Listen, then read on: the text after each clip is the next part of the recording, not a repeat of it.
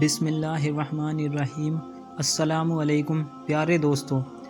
آج اس ویڈیو میں ہم آپ کو بتائیں گے یہودیوں کا پورا اتہاس کہ یہودی کون ہیں اور ان کا مقصد کیا ہے، اور یہودی مذہب کیسے شروع ہوا،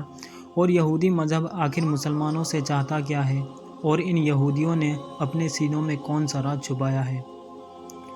اور یہودی لوگ کون سی پرانی نشانیوں کو آج بھی ڈھونڈتے رہتے ہیں۔ ان سب سوالوں کے جواب آج آپ کو اسی ویڈیو میں دیں گے، اس لیے آپ سے ریکویسٹ ہے کہ آپ اس ویڈیو کو لائک کریں یا نہ کریں، لیکن آپ لوگ اس ویڈیو کو آخر تک ضرور دیکھیں۔ دوستو، دراصل یہودی ایک ایسی بری قوم ہے کہ جنہوں نے ہزاروں سال اپنی زندگی اللہ تعالیٰ کی نافرمانیوں میں گزاری ہے۔ حضرت یعقوب علیہ السلام کے زمانے سے بنی اسرائیلی نامی اس قوم کی شروعات ہوئی، اور اس یہودی قوم کی ہمیشہ سے ہی جھگڑا فساد کرنے کی عادت رہی ہے۔ اللہ تعالیٰ نے بھی اس پر بہت بار لعنت کی ہے، اور اس بنی اسرائیل کے دھوکے بازی کی پوری کہانی قرآن پاک میں بتائی گئی ہے،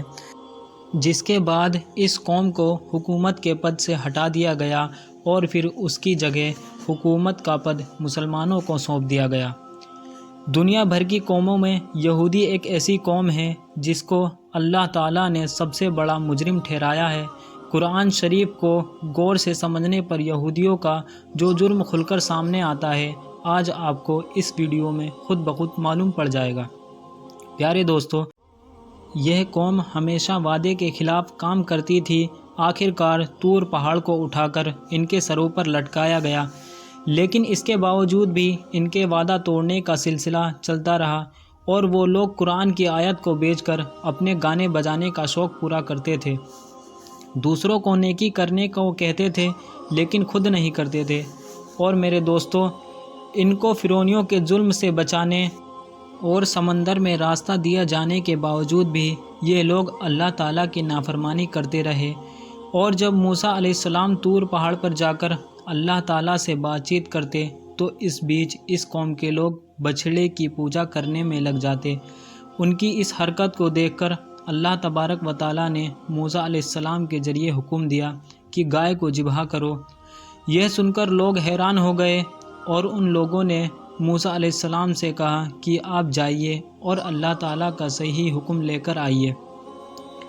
اس طرح ان لوگوں نے 5 بار موسیٰ علیہ السلام کو طور پہاڑ پر بھیجا،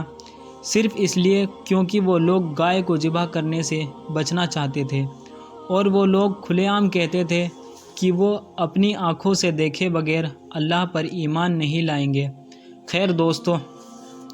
اللہ تعالیٰ نے جب انہیں بغیر محنت کیے آسمان سے کھانا بھجوانا شروع کیا تو ان لوگوں نے ضد کر کے اس کو بند کروایا، اور انہوں نے حضرت موسیٰ علیہ السلام سے کہا کہ ان کے لیے کھانے پینے کا انتظام جیسے کہ اناج، سبزیاں، پھل وغیرہ زمین میں ہی اگا دیا جائے۔ جبکہ دوستو، ریگستان کی کڑک دھوپ سے بچنے کے لیے بھی اللہ تعالیٰ کی طرف سے ان پر بادلوں کا سایہ کیا گیا، لیکن اتنا سب کچھ ملنے کے باوجود یہ لوگ اللہ تعالیٰ کے سامنے نہیں جھکے۔ پھر اللہ تعالیٰ نے انہیں بستی میں داخل ہوتے وقت معافی مانگنے کا بھی حکم دیا، حالانکہ اس حکم کو ماننے میں کسی طرح کی کوئی پریشانی نہیں تھی، لیکن پتہ نہیں اس قوم نے کیوں اللہ تبارک و تعالیٰ کا حکم نہیں مانا۔ جبکہ اللہ تعالیٰ نے اپنی رحمت سے اس بستی میں 12 قبیلوں کے لیے الگ الگ 12 پانی کے چشمے پیدا کر دیے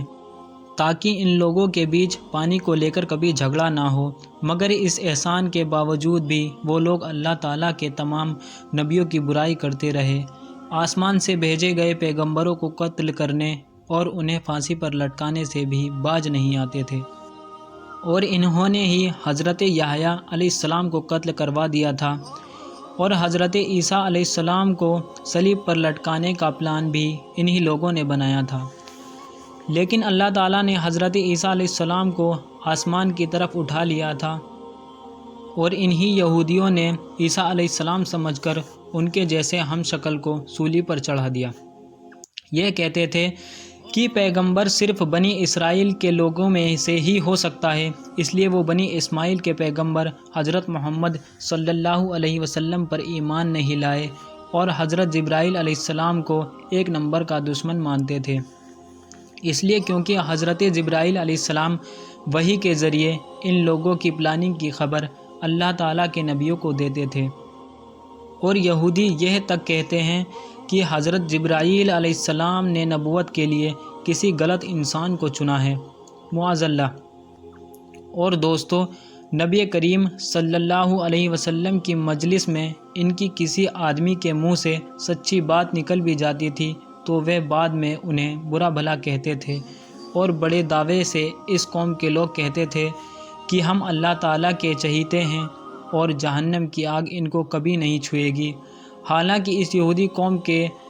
آپس کے جھگڑے بھی بہت سخت ہوا کرتے تھے، اور یہ آپس میں مار کاٹ بھی کرتے تھے، اور قبیلوں میں جا کر قبیلوں کے لوگوں کو بستیوں سے ہی نکال دیا کرتے تھے، جیسا کہ اب وہ فلسطینیوں کے ساتھ کر رہے ہیں۔ محمد مصطفیٰ صلی اللہ علیہ وسلم کے آنے سے پہلے یہ لوگ ایک نبی کے آنے کی بات کیا کرتے تھے، اور مدینہ والوں سے کہا کرتے تھے کہ اس نبی کو آنے دو، ہم تم سے نپٹ لیں گے۔ لیکن نبی کریم صلی اللہ علیہ وسلم کے آنے کے بعد وہی یہودی رسول پاک صلی اللہ علیہ وسلم کے برے دشمنوں میں سے ایک ہو گئے، اور تو اور یہ لوگ جادو بھی سیکھتے اور سکھاتے تھے، اور اسی جادو سے میاں بیوی کے بیچ جھگڑے فساد کروا دیتے تھے، اور اس جادو کو حضرت سلیمان علیہ السلام سے بھی جوڑ دیتے تھے۔ حالانکہ قرآن میں موجود ہے کہ حضرت سلیمان علیہ السلام کا دور دور تک جادو سے کوئی مطلب نہیں ہے، کوئی تعلق نہیں ہے۔ نبی کریم صلی اللہ علیہ وسلم پر بھی ان یہودیوں نے ایک بار جادو کیا تھا، اور اس کے علاوہ ایک بار حضور نبی کریم صلی اللہ علیہ وسلم کو چٹانوں کے ذریعے زخمی بھی کرنے کی کوشش کی تھی، اور اللہ تعالیٰ کے پیغمبر حضرت سلیمان علیہ السلام کو بھی وہ نبی نہیں مانتے تھے بلکہ ایک بادشاہ سمجھتے تھے، معاذ اللہ۔ اپنے پیغمبروں اور نبی کریم صلی اللہ علیہ وسلم سے یہ لوگ خرید کر سوال کیا کرتے تھے، اور اپنے ساتھ ساتھ مسلمانوں کو بھی یہ کام کرنے کے لیے اکساتے تھے۔ لوگوں کو ہمیشہ سچائی کے راستے سے، حق کے راستے سے، اللہ تعالیٰ کے راستے سے روکتے تھے، اور لوگوں کا مال ناجائز طریقے سے کھا جاتے تھے۔ انہوں نے اس زمین پر 2 بار بہت بڑا جھگڑا فساد کیا ہے، اور تو اور دوسروں کی بیویوں کو تاک جھانک کرنے، اور اس کو خود اپنی بیٹیوں بہنوں کے ساتھ بدکاری اور زناکاری کرنے کا الزام بھی لگاتے تھے، اور ایسا بیکار کام کرنے میں یہ ذرا بھی شرم محسوس نہیں کرتے تھے۔ جب حضرت موسیٰ علیہ السلام نے یہودیوں کو فلسطین کے حکمران کے خلاف جنگ کرنے کا حکم دیا تو ان یہودی قوم کے لوگوں نے ہی کہا تھا کہ اے موسیٰ، ہم وہاں ہرگز نہیں جائیں گے، وہاں پر آپ جائیے اور ہم نہیں جائیں گے، ہم تو فی الحال یہیں پر بیٹھے رہیں گے۔ اس کا ذکر سورہ مائدہ کی آیت نمبر 24 میں موجود ہے۔ اور ان میں سے کچھ لوگ ایسے ہیں جو کہ کتاب پڑھتے ہیں اور زبان کا الٹ پھیر اس طرح سے کرتے ہیں کہ تم سمجھو کہ وہ کچھ وہ پڑھ رہے ہیں کہ وہ کتاب ہی کی عبارت ہے۔ اور یہ سورہ آل عمران کی آیت نمبر 78 میں موجود ہے۔ یہاں تک ان یہودیوں کی گستاخی اتنی زیادہ تھی کہ وہ یہ بھی کہتے تھے کہ معاذ اللہ، اللہ فقیر ہے اور ہم امیر ہیں، نعوذ باللہ۔ سورہ آل عمران آیت نمبر 181 اور نعوذ باللہ یہ کہتے تھے کہ یہ جانور اور یہ کھیت محفوظ ہیں، انہیں صرف وہی لوگ کھا سکتے ہیں جنہیں ہم کھلانا چاہتے ہیں۔ قرآن مجید کی سورہ انعام آیت نمبر 138 میں موجود ہے۔